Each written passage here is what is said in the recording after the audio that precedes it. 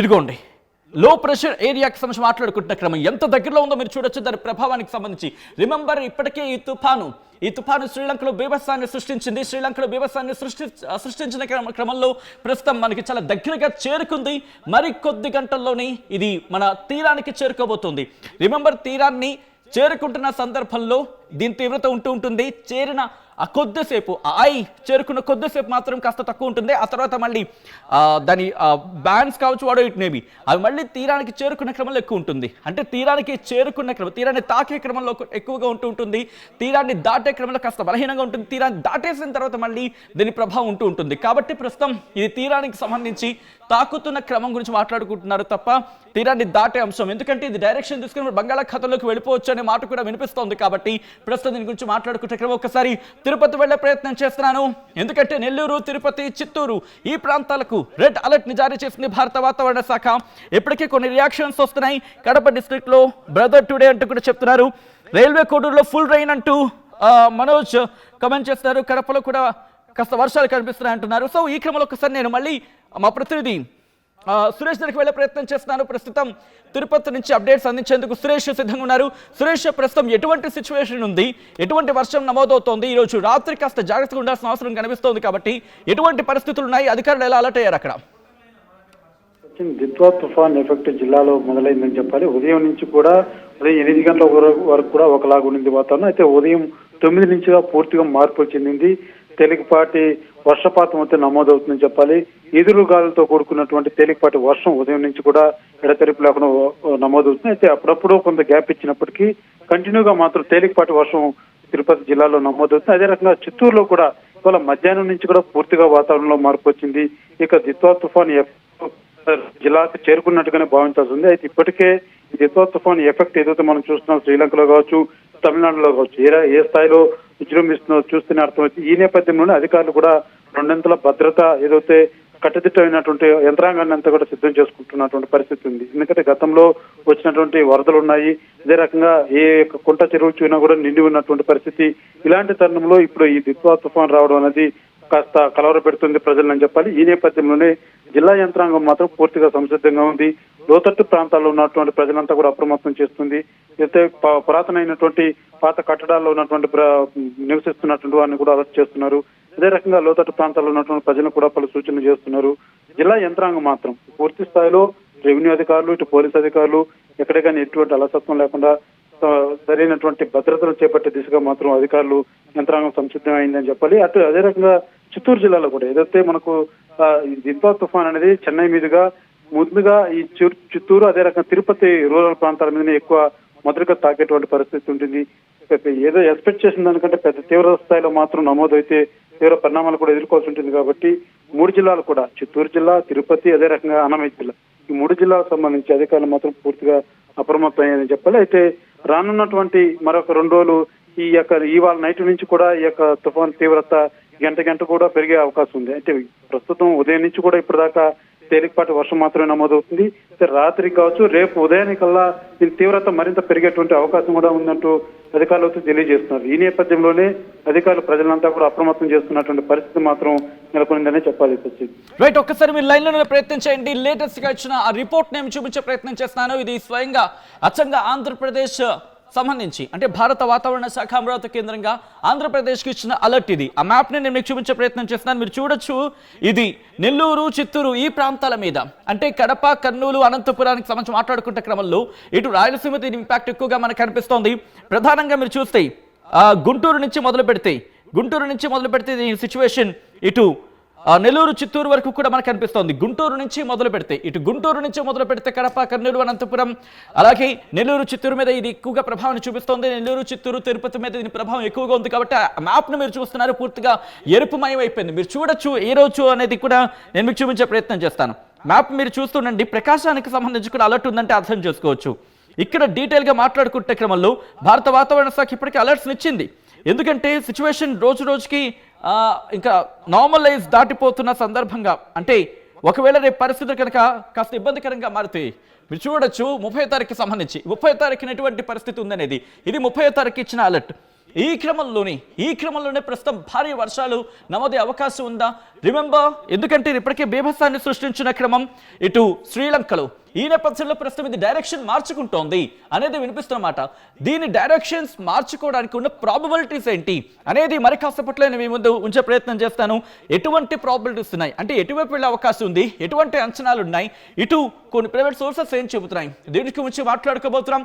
చెన్నై దగ్గర ప్రస్తుతం తాజా పరిస్థితి ఆ విజువల్స్ మీరు చూస్తున్నారు. చెన్నైలో గాలి వాన ఉరుములు మెరుపులతో బీభత్సం సృష్టిస్తోంది. చెన్నైలో బీభత్సాన్ని సృష్టించడం జరుగుతోంది. ఆ విజువల్స్ మీరు చూస్తున్నారు. అటు మెరుపులు ఉరుములు గంటకు 30 నుంచి 40 కిలోమీటర్ల ఏకంగా 50 నుంచి 60 కిలోమీటర్ల వేగంతో ఈదురుగాలులతో కూడిన వర్షం అక్కడ చెన్నైలో బీభత్సాన్ని సృష్టిస్తోంది. రిమెంబర్, ఈ రోజు రాత్రికి చెన్నై, ఆ తర్వాత బహుశా ఈ రోజు అర్ధరాత్రి నుంచి మన మీద కూడా అంటే ఆంధ్రప్రదేశ్ మీద కూడా ఇంపాక్ట్ చూపించే అవకాశం ఉంది అనడంలో పూర్తిగా మనం కొట్టిపారేయలేం. సో ఈ క్రమంలోనే జాగ్రత్తగా ఉండాల్సిన అవకాశం రెండూ కనిపిస్తున్నాయి. ఒకసారి మ్యాప్లో నేను మీకు చూపించే ప్రయత్నం చేస్తున్నాను. ప్రస్తుతం ప్రాబబిలిటీస్ గురించి మాట్లాడుకుంటున్న క్రమంలో ఆఫ్ కోర్స్ ప్రైవేట్ సోర్సెస్ ద్వారా మనం చూపించే ప్రయత్నం చేస్తాం. విన్ని సాయంత్రం నేను మీకు చూపించే ప్రయత్నం చేస్తున్నాను. మీరు చూడొచ్చు గాలివాన బీభత్సం ప్రస్తుతం దిత్వా తుఫాను తమిళనాడులో బీభత్సాన్ని సృష్టిస్తోంది, తీవ్రమైన అలజడిని సృష్టిస్తోంది గాలివాన బీభత్సం. దాంతోపాటు భారీ వర్షాలు అక్కడ నమోదవుతున్నాయి. ఏకంగా ఈరోజు ఒక్కరోజే నాగపట్టణానికి సంబంధించి వచ్చిన రిపోర్ట్లో 25 సెంటీమీటర్లు, గుర్తుపెట్టుకోండి మిల్లీమీటర్లు కాదు, ఏకంగా 25 సెంటీమీటర్ల వర్షపాతం తమిళనాడులోని నాగపట్టణంలో నమోదైంది. అండ్ ఈ రోజు రాత్రికి లేదా రేపు ఉదయం నుంచి 30వ తారీఖు నుంచి అన్నారు కాబట్టి రేపటికి దీని ఇంపాక్ట్ ఎక్కువగా ఉండే అవకాశం ఉంది. నేరుగా కడపకి వెళ్ళే ప్రయత్నం చేస్తున్నాను, ఎందుకంటే కడపలో కూడా దీని ప్రభావం ఎక్కువగా ఉంది. అప్డేట్స్ అందించేందుకు మా ప్రతినిధి హుసేన్ సిద్ధంగా ఉన్నారు. నెల్లూరు, చిత్తూరు, తిరుపతి, కడప కిషోర్ అప్డేట్స్ అందించేందుకు సిద్ధంగా ఉన్నారు. కడపకు వెళ్ళే ప్రయత్నం చేస్తాను.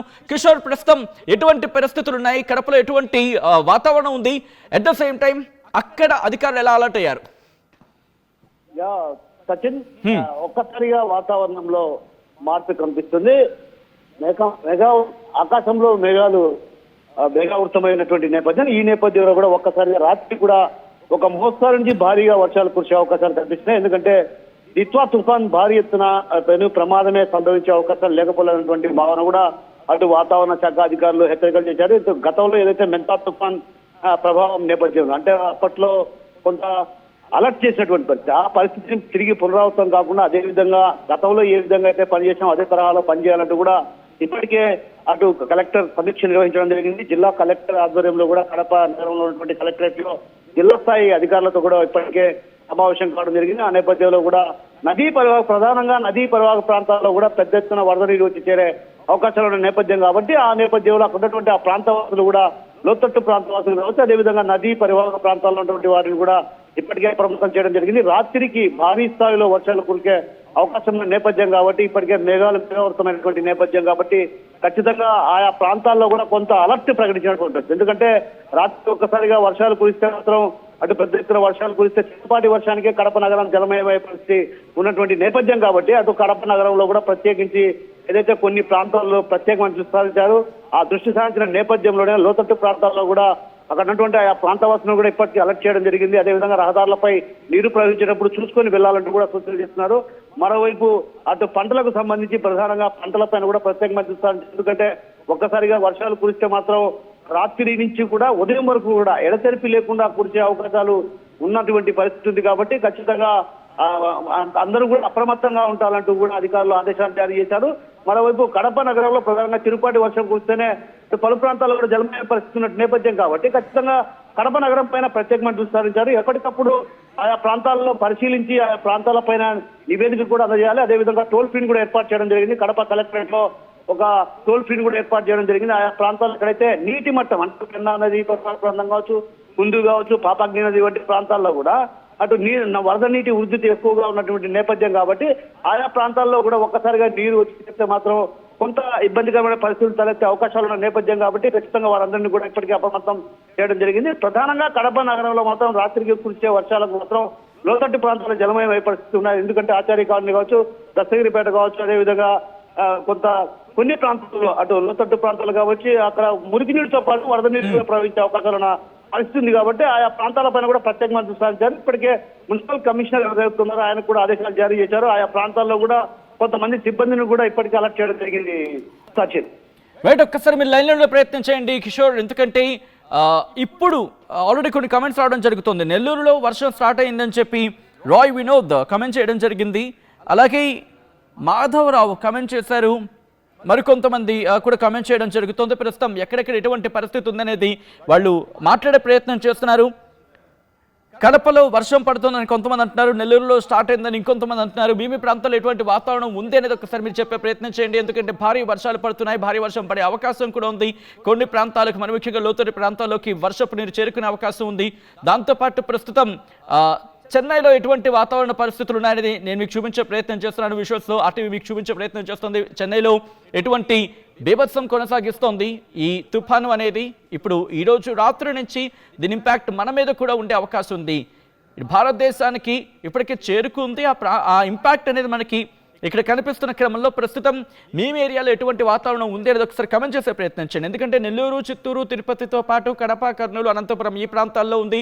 గుంటూరు, విజయవాడ ఈ ప్రాంతాల మీద కూడా ఇంపాక్ట్ చూపించే అవకాశం ఉందని చెప్పి అంచనాలు ఉన్నాయి. కొన్ని ప్రాంతాలకు ఎల్లో అలర్ట్ ఉంది, కొన్ని ప్రాంతాలకు ఆరెంజ్ అలర్ట్ ఉంది ఏకంగా. ఆ తర్వాత నెల్లూరు, చిత్తూరు, తిరుపతి ఈ 3 జిల్లాలకు కూడా రెడ్ అలర్ట్ ఉంది. సో ఈ క్రమంలో ప్రస్తుతం ఆ డైరెక్షన్స్, సాధ్యాల గురించి మాట్లాడుకునే ప్రయత్నం చేస్తున్నారు. ఒకసారి నేను మీకు విజువల్లో చూపించే ప్రయత్నం చేస్తాను. ఇది ఎటువంటి డైరెక్షన్స్ మార్చుకునే అవకాశం ఉందనేది ఒకసారి నేను మీకు క్లోజ్లో చూపించే ప్రయత్నం చేస్తాను. మీకు ముందే చెప్పాను ఎటువంటి డైరెక్షన్స్ మార్చుకునే అవకాశం ఉంది, సాధ్యాల గురించి మాట్లాడుకుంటున్న క్రమం అంటూ కూడా. సో ఒక్కసారి నేను మీకు ఆ విజువల్లో చూపించే ప్రయత్నం చేస్తాను. మీరు చూస్తే ప్రస్తుతం ఇక్కడ కేంద్రీకృతమై ఉంది. ఇది డైరెక్షన్స్ గురించి మాట్లాడుకుంటే రేపటికి ఇటువైపు వచ్చే అవకాశం ఉంది. ఆ తర్వాత అంటే రేపటికి సంబంధించి మాట్లాడుకునే క్రమంలో ఇది సోమవారానికి అటువైపు వెళ్ళే అవకాశం కనిపిస్తోంది. ఆ తర్వాత కొంచెం కాస్త క్లోజ్కి వెళ్ళే ప్రయత్నం చేద్దాం. క్లోజ్లో దీన్ని ఎక్స్ప్లెయిన్ చేసే ప్రయత్నం చేస్తున్నాం. మీరు చూస్తే కనుక ప్రస్తుతం ఇక్కడ కేంద్రీకృతమైంది. ఇది నేరుగా అంటే కాస్త ఈశాన్య వైపు, లేకపోతే ఈశాన్య వైపు అనుకోవచ్చు. ఈశాన్యమో లేకపోతే ఉత్తర ఈశాన్య వైపు వెళుతూనో, లేకపోతే ఇది ఉత్తర వైపు వెళుతూనో కదులుతూ ఇటు పశ్చిమ వైపు వచ్చే అవకాశం ఉంది, లేకపోతే ఉత్తర వాయువు వైపు వెళ్ళే అవకాశం కనిపిస్తోంది అనేది ఒక మాట. సో బట్ ఇక్కడ దీని గురించి కూడా మాట్లాడుకునే ప్రయత్నం చేద్దాం. దాంతోపాటు ఇది ఉత్తరం నుంచి వెళుతూ, అంటే ఉత్తరం వైపు వెళుతూ ఇది ఉత్తర ఈశాన్య వైపు వెళ్ళే అవకాశం కూడా కనిపిస్తోంది. ఇంకో క్రమంలో కనుక చూస్తే వీళ్ళ విండి అంచనా ప్రకారం రేపు ఇక్కడికి అంటే ఉత్తర వైపు కదిలే అవకాశం ఉంది. ఆ తర్వాత సోమవారానికి ఇక్కడికి చేరుకుంటుంది. అంటే ఉత్తర ఈశాన్యం వైపు కదులుతూ అక్కడి నుంచి మళ్ళీ ఉత్తరం వైపు వెళుతూ ఉత్తర వాయువు వైపు కదులుతూ ఉత్తరం దగ్గర స్థిరపడే అవకాశం ఉంది. మళ్ళీ అక్కడి నుంచి కాస్త రిటర్న్ అయ్యి మంగళవారానికి ఇది మళ్ళీ ఇటు కిందకు వచ్చి అక్కడి నుంచి మళ్ళీ కాస్త డౌన్ మళ్ళీ కిందకు వచ్చి ఇటువైపు ఇంపాక్ట్ చూపించే అవకాశం ఉంది. థర్స్డే 4 నుంచి ఉదయం 5 గంటల ప్రాంతంలో మళ్ళీ ఇది చెన్నై తీరానికి చేరుకునే అవకాశం ఉంది అంటూ కూడా అంచనాలు. అంటే మళ్ళీ ప్రమాదం పొంచి ఉంటుంది అంటే అతిశయోక్తి లేదు. అంటే మీరు గమనిస్తే కనుక ఎక్కడ కూడా ల్యాండ్ ఫాల్ అనే ప్రస్తావన ఎక్కడ కనిపించట్లేదు. సో ల్యాండ్ ఫాల్కి సంబంధించి అంటే తీరాన్ని తాకుతున్న అంశం గురించి కాస్త అటు ఇటు అంటే ఆ పదం ఎక్కడ గట్టిగా వినిపించట్లేదు. అంటే తీరాన్ని దాటేయబోతోంది అనేది ఎక్కడ వినిపించని పరిస్థితి దాదాపుగా. కాబట్టి దీని ప్రభావం ఇంకా ఉండే అవకాశం ఉందనేది కొన్ని అంచనాలకు సంబంధించి మాట్లాడుకుంటే క్రమం. సో ఈ నేపథ్యంలో ఒకసారి విజువల్స్ నేను మీకు చూపించే ప్రయత్నం చేస్తాను. చెన్నైలో ఎటువంటి పరిస్థితి ఉంది అనేది ఇంకోసారి నేను చెప్పే ప్రయత్నం చేస్తాను. ఈ కథను మిమ్మల్ని భయపెట్టడానికో, మిమ్మల్ని భయభ్రాంతులకు గురి చేయడానికో కాదు. మిమ్మల్ని భయపెట్టే ఉద్దేశం అటు కెనడు లేదు, ఉండదు. కానీ ఎటువంటి కథనాలు చూసినప్పుడు కాస్త కలవరపాటు గురి అవకాశం ఉంటుంది. కాబట్టి దయచేసి దీనికి సంబంధించి తగిన జాగ్రత్తలు తీసుకోవాలని ఆర్టీవీ సూచించడం జరుగుతుంది. This is somewhere disturbing content, video description is advised. ప్రస్తుతం సముద్రం అల్లకల్లోలంగా ఉంది. మత్స్యకారులు వేటకు వెళ్లొద్దు. అలాగే భారీ వర్షాల నేపథ్యంలో అవసరమైతే తప్ప ఇంటి నుంచి బయటికి రావద్దు. దయచేసి చెట్ల కింద ఉండొద్దు. భారీ వర్షాల నేపథ్యంలో తగిన జాగ్రత్తలు తీసుకోండి. మీకు సంబంధించిన సామాన్లు ఏమైనా తిండికి తినుబండారాలు కావచ్చు, లేకపోతే సాధారణంగా మన కిరాణా అంటూ ఉంటాం కదా, వాటిని తెచ్చి ఇంట్లో పెట్టుకునే ప్రయత్నం చేయండి. అండ్ అవసరమైన సామాన్లు ముందే అడ్వాన్స్గా తెచ్చి పెట్టుకునే ప్రయత్నం చేయండి. ఎందుకంటే రేపటి నుంచి భారీ వర్షాల క్రమంలో దీని ఇంపాక్ట్ ఒక 2 రోజులు ఉండే అవకాశం ఉంటుంది. కాబట్టి జాగ్రత్తగా మసులుకునే ప్రయత్నం చేయండి. సేఫెస్ట్ పొజిషన్స్కి వెళ్ళిపోండి. అంటే లోతట్టు ప్రాంత ప్రజలు వర్షాలు వస్తే కనుక మునిగిపోతుంది అనుకున్న ప్రాంతాలు ఉన్నవాళ్ళు. కాబట్టి దయచేసి సాధారణంగా తుఫాను కేంద్రాలు అంటూ ఉంటారు, లేకపోతే సురక్షిత ప్రాంతాలు అంటూ ఉంటారు, వాటికి వెళ్ళిపోయే ప్రయత్నం చేయండి. ఇప్పటికీ కొంతమంది కమెంట్ చేయడం జరుగుతుంది నెల్లూరులో వర్షం స్టార్ట్ అయిందని చెప్పి. కొంతమంది ఇలా వాళ్ళ రియాక్షన్స్ వాళ్ళు చెప్తున్నారు. అక్కడ ఎటువంటి పరిస్థితి ఉందని కొంతమంది కమెంట్ చేయడం జరుగుతుంది. మీరేమనుకుంటున్నారు ఒక్కసారి మీరు కూడా మాట్లాడే ప్రయత్నం చేయండి. ఒక్కసారి ఆ విజువల్స్ని చూద్దాం. అసలైన తొలి వెలుగు. ఫాలో వాట్సాప్ @తొలి వెలుగు official.